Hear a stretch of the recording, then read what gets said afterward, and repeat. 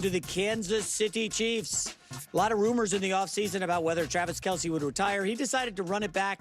He's supposedly slimmed down by 20 some odd pounds, but he's coming off a terrible year. Andy Reid was asked about the game plan for his aging tight end and whether that would impact his usage.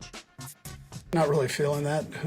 More be similar to last year, I would imagine, and as it goes. So he's in great shape right now. So I think he's looking forward to getting going. I know he's getting older.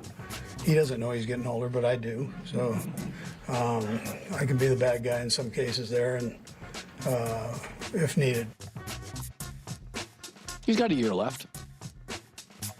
Got a little more backup tight end action to save Kelce for the postseason, so he's not washed again. Listen, he's already a Hall of Famer. I have no problem resting him 3 to 4 weeks. None. I want him good.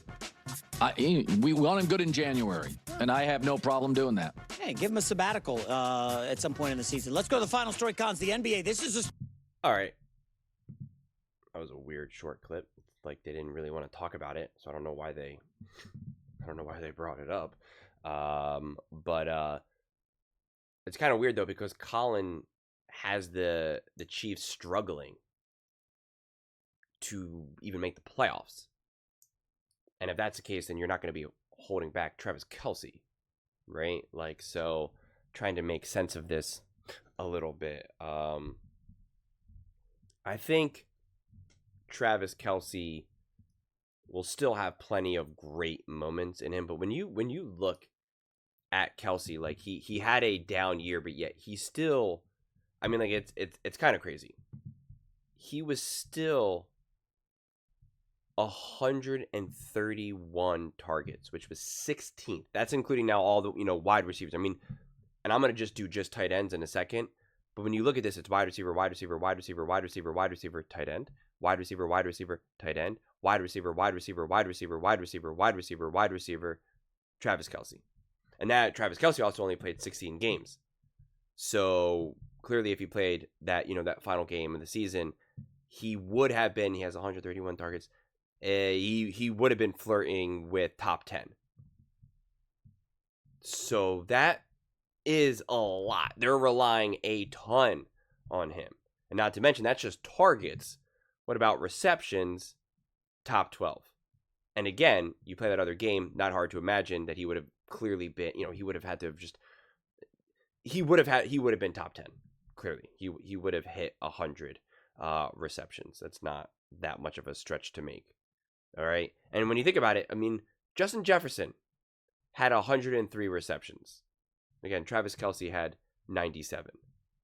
Jamar Chase, obviously 127. That's a lot. Amon-Ra St. Brown, 115. But I think actually just looking at Justin Jefferson means something. CD Lamb, 101.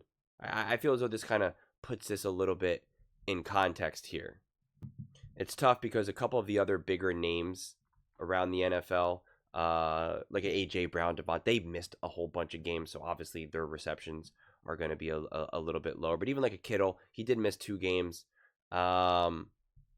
78 receptions. So Travis Kelce, owned that there. More than Tyreek Hill. Tyreek Hill had 81, but again, it's a little bit harder. Tua wasn't there. But this does mean something. So even if he was, he's obviously getting slower and not what he once was, the Chiefs relied on him so much.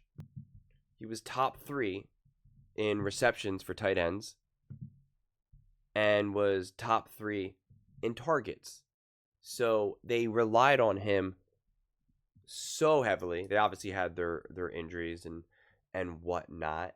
And listen, it wasn't the best year for him, obviously. When you look at his reception percentage, right? So the percent of receptions compared to targets, it's like, this is when you're like, well, because I said, oh, well, Kittle, he had Kittle beat and Dallas Goedert and their stuff. But then you look at like what those guys were able to accomplish, Kittle top 3, Dallas Goedert top 6, Cole Kmet top 2, etc. And then this is where Travis Kelce, he's below Zach Ertz. It really goes down big time, and he's 33rd, you know, in the NFL at that point. And if you look at yards, still top 5, but then a Kittle who had significantly less receptions is above him. So that's why you got to, you know, it depends on what conversation you're trying to have here. If you're trying to highlight that, yeah, Kittle really didn't have that great of a year, the stats are there. I think I maybe even made a video about that. I'm not entirely sure, but I remember going through Kelce's stats. I just don't remember in what context it was. But to me, though, this still highlights how much they relied on a Kelce. And I think some of his stats not only show him relying, how much they relied on Kelce, because I think also he's got to be up there with touchdowns too, if memory serves me correctly. No, maybe not. But you know, his stats both show how much they relied on him, but also how he's clearly not the same. And you can't rely on someone who's clearly not the same. Doesn't mean that he still can't, you know, be a huge part of the team. Doesn't mean that he can't, you know, support the team and help the team and be a huge impact player, but he just can't be relied on as much as they did in 2017, 2018, 2019, and onward. And I think they'll understand that more deeply, especially Andy Reid, more than anything. He'll understand that deeply. So it's not even necessarily 100% resting Travis Kelce per se, but it's just the recognition of, like, we can't just feed Travis Kelce the ball anymore. Travis Kelce, because even just the targets and just the receptions, like, his body can't take the hits at the volume. So that's why resting him for 3 or 4 weeks, or, you know, whatever Colin was talking about, it's like, that's less. But don't get me wrong, that could benefit him too. You know, rest is always good. But it's really just like, let's not have this guy get hit that hard 8 times a game. You know, like, we can't have that, because even some of these receptions that he's not even, or some of these targets that he's not even catching, like, a lot of it is going to be because of, like, physical hits, you know, breakups. It's not like he just like, oh, whoops, I dropped it. Like, it's, you know, it's football. We know what football is, and that catches up to you as well. So I think for the Chiefs, just being a lot more balanced in that regard would definitely help them more than anything. And I feel as though Kelce has it in his mind. He knows the end is near. You know, he's talked about this. He's talked about how he's had like 10 surgeries or so, and not a day goes by that he doesn't feel every single one of those injuries. And it's a quote I like, because I have a lot of injuries, and so it gives me optimism in a weird way. But I think he knows the end is near, and he's going to want to go out, you know, on top. He's going to go all out. He's going to do everything he can. And if you saw that Kelce documentary, it was more about Jason Kelce than Travis Kelce. It's a really good documentary. And you know, I think it was Travis who was saying to Jason, like, you know, losing the Super Bowl is so bad, because you need to get back there. You need to win. You need it so much. And it was like one of the big things that brought Jason Kelce back in 23. And since they weren't in the Super Bowl, they didn't lose. It was easier for him to retire and just be like, all right, I'm done. And unfortunate for him, because then they ended up winning the Super Bowl. You know, like, that's a tough one to retire. And then literally that season, your team wins the Super Bowl. It's like, oh man, that would have been nice to be part of. And so that you're kind of having that a little bit with Travis right now, probably having that feeling of like, man, and he knows it. We got dominated in the Super Bowl, and he didn't play good. And, you know, like, it helps. And I don't mean this in a tongue-in-cheek way. I really don't. It helps laying in bed, watching TV with Taylor Swift, you know, with really any girl you love, but especially someone obviously like Taylor Swift. Like, it helps. It helps soothe that. And you could tell, especially in that documentary, this was before Taylor Swift, like, you could tell he was a little lost. Like, he and his brother is, you know, also a Super Bowl winner. And at that point, Travis only won 2 Super Bowls, so it was like, you know, don't get me wrong, more Super Bowls is better than none, but it's you know, Kelce had Super Bowls, has money, has the beautiful wife, has all the kids, like, has the family life. And you could tell that Travis Kelce was on the outside looking in on that, right? You could just see it. It was very obvious to me. And he's now starting to not necessarily, I'm not telling you that him and Taylor are going to live happily ever after, but like he has more of a home life. He has more peace at home than he's probably ever had in his life. And so it's just, it's going to be interesting to see the type of player you get. I still think at the heart of it, he's still a dog. He's still a beast. He's still an animal, right? He still wants to get after it no matter who you got at home. But you're just not going to be as haunted as much. If the end is really near and he really does find himself kind of running out of steam and it's just like, oh, man, I just don't have it. It's a lot easier for him, again, like I said, to kind of lay in bed and have him kind of say that to Taylor. And Taylor's like, it's all right. It's okay. Right? When you don't have someone who tells you it's okay, it's all right, then it's not all right. It's not okay. And you can accept it. And you are going to get after it.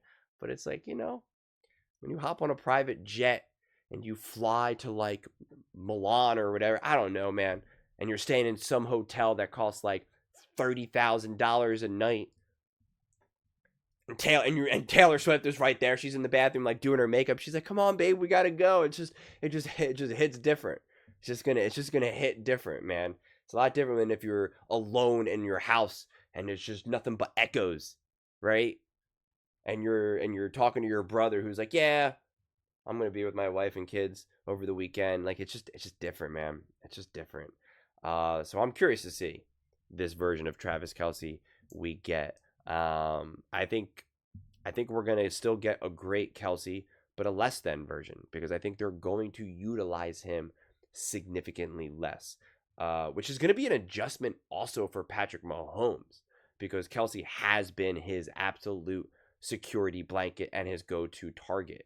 So that's going to be interesting as well, because that will also fundamentally change Patrick Mahomes' approach in a lot of ways. There's a reason why, in a year where there was a lot of chaos going on for them offensively, the name of the game was like, well, get Kelce the ball, get Kelce the ball, get Kelce the ball. So I'm interested to see how Mahomes handles that. I don't think it's going to be poorly by any stretch of the imagination. And when Kelce does retire, there'll be another tight end for Mahomes to build a relationship with and still work off of. Might not be quite like it was with Kelce, but it's not like Mahomes' success is reliant on Kelce, but it's still different. It's still the next stage of his own personal career. And, again, it's going to be also something that Andy Reid now has to kind of balance out and figure out, like, all right, I know I got Kelce, but like I don't have Kelce. And so it's just going to be an exploration. But those are just my thoughts. I'd absolutely love to hear yours. What do you guys all think about Travis Kelce and the Kansas City Chiefs? Kind of how this will kind of unfold this coming season. Let me know in the comments below. I read every single comment. It's whether you agree with me or disagree with me. Either way, let's get in some discussions. Let's get in some fights. But ultimately, let's just have some fun. And please do consider subscribing. We are building an amazing community here, and I absolutely love to see you part of it. I want to build something that we all genuinely feel connected to. Something that we're really excited to be part of. I think we're well on our way to doing it. Please don't forget to give this video a thumbs up, as it really does help with the visibility and the algorithm. Thank you so much. See you next time.